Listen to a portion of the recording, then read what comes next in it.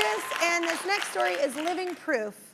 A year ago, I introduced you to an amazing organization called the Shower of Hope.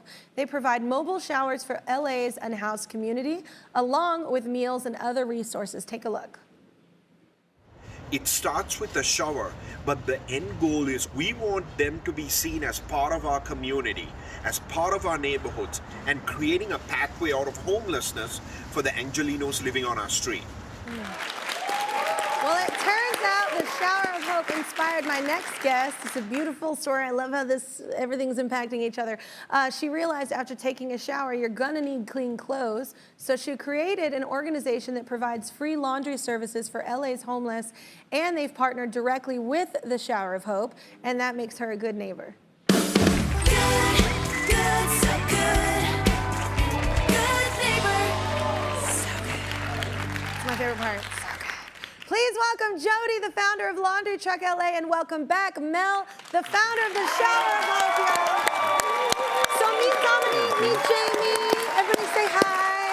Hi. So is it true that you both met as volunteers? Yeah, so 2015, we were serving meals on Skid Row, and a mutual friend, Eliza, introduced Jody to us.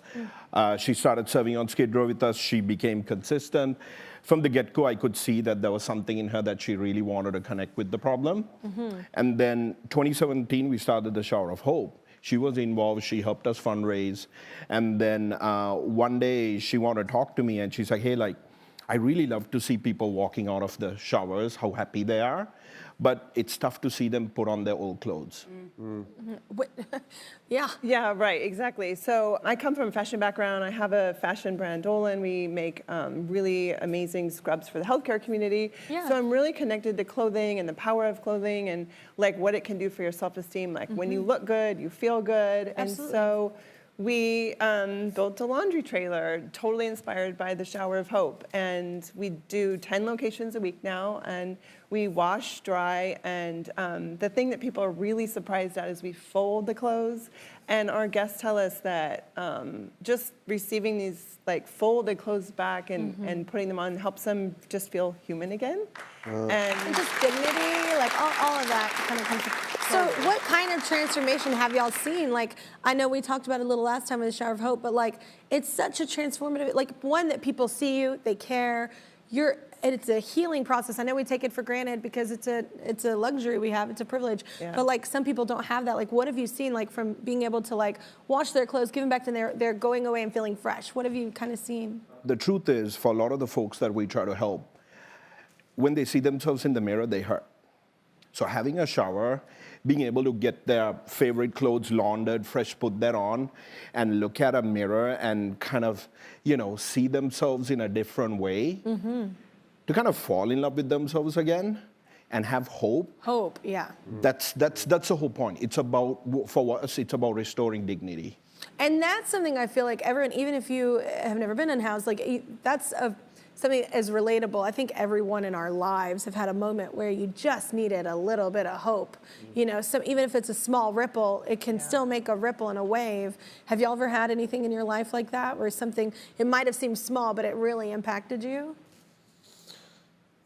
Yeah. I can't even think right now. Probably daily. I mean, I have to say, I was down in Santa Monica the other day, and there's a homeless man, and he was coming out of a tent, and we were stopped at traffic lights, and he was brushing his hair for a long time, and I broke my heart. I was like, this guy's still got a load of pride in how he looks and how he presents himself, you know, and he's fallen on hard times, and you know, it doesn't mean just because things have gone badly for you living in the streets, you don't care about that sort of stuff. You know, it was really interesting to see that happen, and something like this would just be amazing for. We forget that. I think we forget that when they're in that situation, that you know, it's all about that situation. We forget that it's a person with a story, and they want to meet people. They have people. They want to meet their loved ones, and that's why looks, feeling clean, and wearing clean clothes is so important.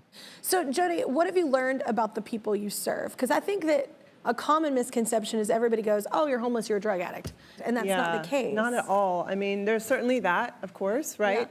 But there's also the whole wide spectrum, like I was saying before. I mean, one night.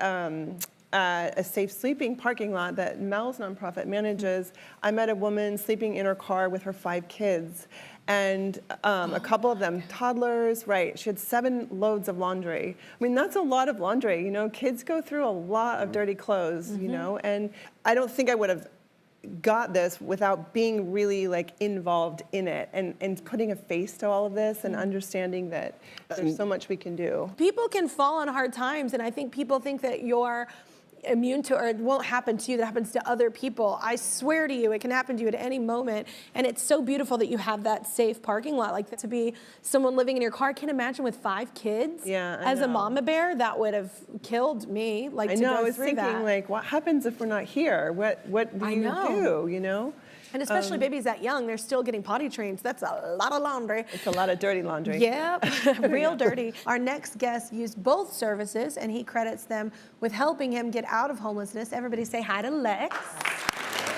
Hi. So thank you for being on our show. Thank you so much for having me. This is incredibly Absolutely, I flattering. love that you're sharing your story. It's so important. And is it 4 months you lived in your car? I counted every single, 117 days Oh my in gosh. total, yeah. That is, so how did that happen?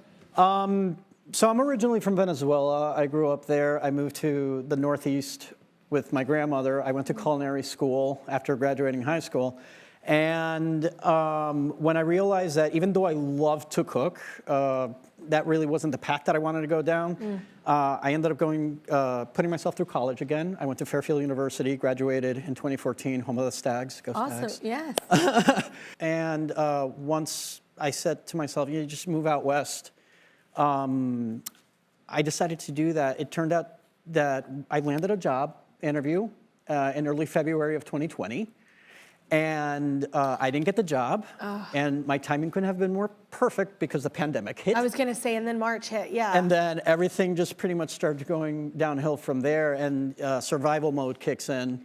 And everything else, like your health, your credit score, you know, everything else just becomes secondary. You represent so many people. This is how I've heard this story so many times, especially with this show, that literally like the pandemic hit and like just all the luck went away. Like every hurdle kind of presented itself, and things that you never would have thought happened to you. That it's such a community that's being represented right now via you. Just to hear you say that, it's extremely humbling. No, but I'm just saying, There's it's like over it's one of those. 66,000 people just in LA alone. So to say that, you know, I represent a lot of people is, again, extremely flattering and humbling. And I just can't thank you guys enough for what they did for me, but. Oh my God, it's so wonderful. So how did you connect with them? How did you find out?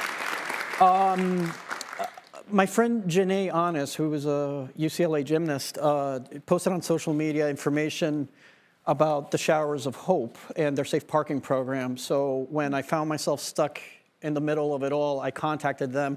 They took me right in, and they provide a restroom and security and in a safe place. So I was able to sleep for a couple of days, and then out of nowhere, Laundry Truck LA shows up, and I'm like, what's this all about? Aside from volunteers that provide meals as well. So they show up, and they're like, oh, we provide laundry services to the car dwellers. That's what people living in other cars are called.